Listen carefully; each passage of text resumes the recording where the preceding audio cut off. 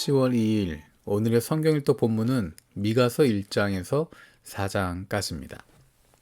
미가서 1장 1절은 미가 선지자가 이 말씀을 선포할 때 그때 시기가 언제인지를 분명히 보여줍니다. 1장 1절에 이렇게 이야기합니다. 이것은 주님께서 사마리아와 예루살렘이 어찌 될 것인지를 모레셋 사람 미가에게 보여주시면서 하신 말씀입니다. 때는 유다의 왕 요담과 아하스와 히스기야가 대를 이어가면서 유다를 다스리던 기간이다. 사마리아와 예루살렘, 이것을 이야기하는 것은 북이스라엘과 남유다를 이야기하는 것입니다. 사마리아는 북이스라엘의 수도였고 예루살렘은 남유다의 수도였기 때문입니다. 그래서 사마리아, 예루살렘 이야기할 때 그것은 북이스라엘과 남유다, 나라 전체를 의미할 때 사용됩니다. 히스기야 왕 때 북이스라엘이 아시리아에게 멸망당하게 됩니다. 그리고 그때는 아직 예루살렘이 멸망하기 이전입니다. 하지만 미가는 예루살렘의 멸망을 볼 뿐만 아니라 예루살렘의 멸망도 바라보고 있습니다. 그리고 놀라운 것은 거기서 끝나는 것이 아니라 더 나아가서 그 뒤에 있을, 그 이후에 하나님께서 주실 회복의 소망도 바라보고 있습니다. 왜 이스라엘이, 왜 유다가 멸망할 수밖에 없는가? 미가서에선 그것을 사회 속에 드러나고 있는 여러 가지 죄악들을 이야기하고 있습니다. 2장에 보면 그 사회 안에 있었던 여러 가지 죄악들을 지적하고 있습니다. 권력을 가지고 있는 사람들이 자기들 마음대로 힘을 사용하고 악행을 저지르는 것을 도저히 부끄러워하지 않습니다. 하나님의 말씀을 선포해야 할 예언자들도, 하나님 말씀대로 백성을 다스려야 할 지도자들도 모두가 거짓에 빠져 있습니다. 그들은 하나님의 뜻에도 하나님의 마음에도 관심이 없습니다. 그들 앞에 놓여져 있는 유익에만 집중하고 있습니다. 하나님의 백성이라고 부르는 이스라엘이 세상과 다르지 않은 모습을 보이고 있습니다. 하나님의 백성이라고 하는 이스라엘이 세상과 다르지 않다면 세상 민족들이 하나님이 어떤 분이신지를 어떻게 알 수 있겠습니까?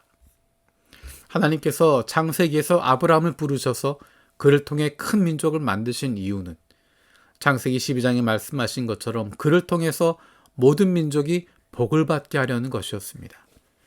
하나님의 그 약속은, 축복은 이삭에게 그리고 야곱에게 이어가고 있습니다.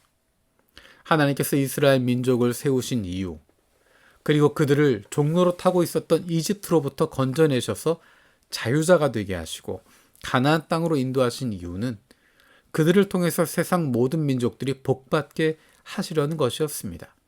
하나님과 함께하는 복을 얻게 하는 것입니다. 어떻게 하면 세상 모든 민족들이 하나님과 함께하는 복을 받을 수 있을까? 하나님의 모습을 보여줄 수 있는 공동체가 필요했습니다.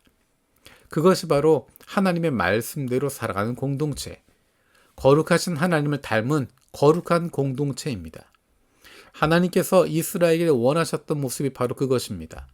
레위기에 말씀하시는 것처럼 내가 거룩하니 너희도 거룩하라 말씀하시는 거룩하신 하나님을 닮은 거룩한 공동체, 세상과 구별되어지는 공동체를 만들어가는 것입니다.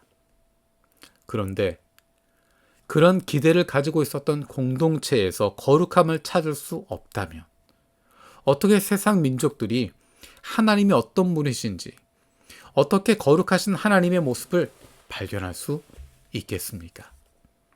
더 이상 이스라엘이 이 땅 위에 존재할 이유를 잊어버리게 된 것입니다.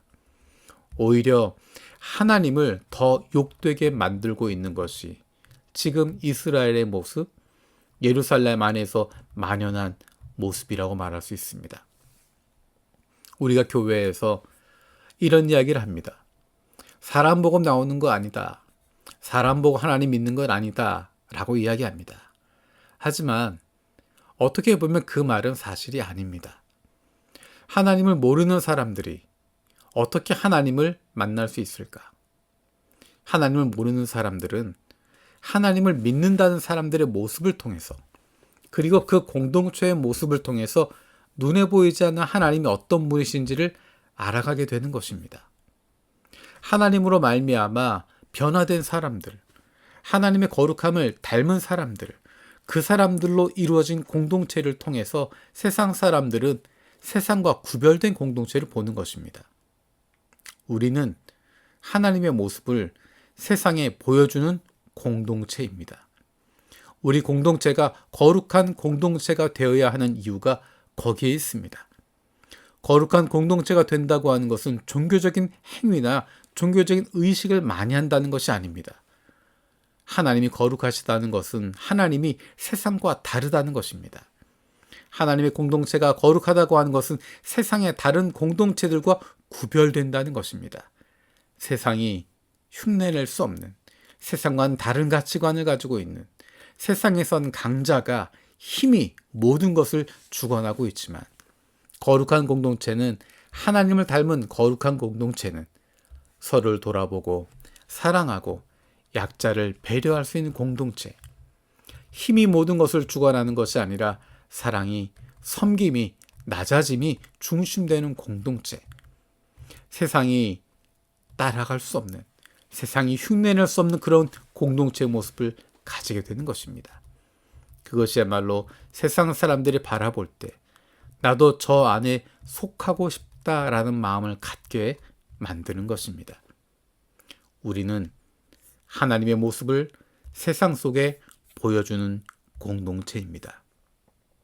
우리 공동체가, 우리 교회가 그렇게 될 수 있게 해달라고, 우리 교회의 모습을 통해서, 우리 믿음의 공동체의 모습을 통해서 세상 가운데 거룩한 공동체의 모습을 보여줄 수 있게 해달라고, 세상 사람들이 바라보며 우리도 저렇게 되기를 원한다, 나도 저 안에 함께 있기를 원한다 라고 할 수 있는 그런 거룩한 공동체가 되게 해달라고 기도할 수 있기를 원합니다.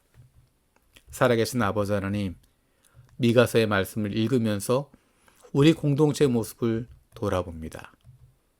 우리 공동체가 거룩하신 하나님을 닮아서 거룩함을 보여줄 수 있는 공동체가 되게 하여 주옵소서.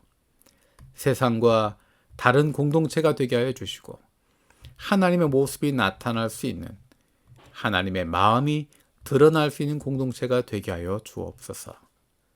우리를 그렇게 사용하여 주시고 우리 공동체를 위해서 그렇게 기도할 수 있는 저희들 되게 하여 주옵소서. 감사드리고 예수님의 이름으로 기도드립니다. 아멘.